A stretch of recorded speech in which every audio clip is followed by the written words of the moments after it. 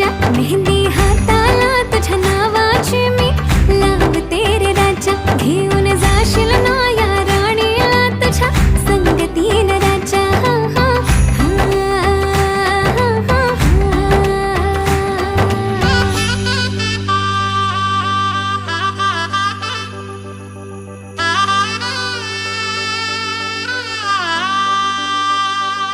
सजली ही नवरी बाई नवरोबासाठी ग, गाली हळदी चाले दिसते किती गोड ग.